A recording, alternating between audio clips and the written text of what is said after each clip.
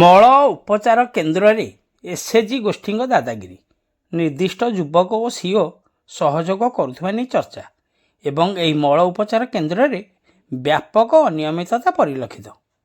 SHG group ନାମରେ ଟଙ୍କା ଉଠାଉଛନ୍ତି ଅସାମାଜିକ ଯୁବକ ଓ କୁଜି ନେତା।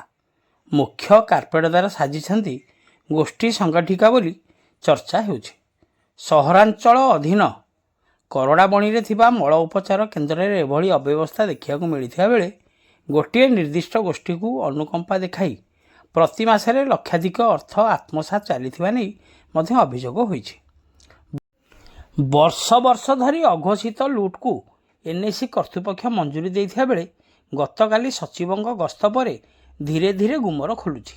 ଏପରିକି ଗୋଟିଏ ପରିବାରରୁ ଏକାଧିକ ଲୋକ ସେଠାରେ ନିଯୁକ୍ତି ପାଇଥିବା ଜଣାପଡ଼ିଛି।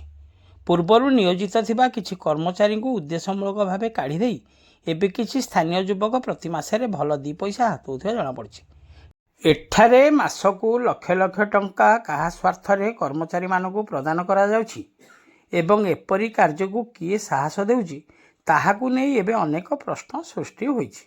ଅନ୍ୟପକ୍ଷରେ ଏସବୁ ଜାଣି ମଧ୍ୟ କାହିଁକି ଏନ୍ଏସି କର୍ତ୍ତୃପକ୍ଷ ପଦକ୍ଷେପ ନେଉନାହାନ୍ତି ତାହା ଏବେ ସହରରେ ଆଲୋଚନାର ବିଷୟ ପାଲଟିଛି।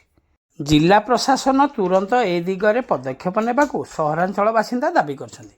ଖଣ୍ଡପଡ଼ାରୁ ସନ୍ତୋଷ କୁମାର ସାହୁଙ୍କ ରିପୋର୍ଟ, ଖଣ୍ଡପଡ଼ା ଖବର।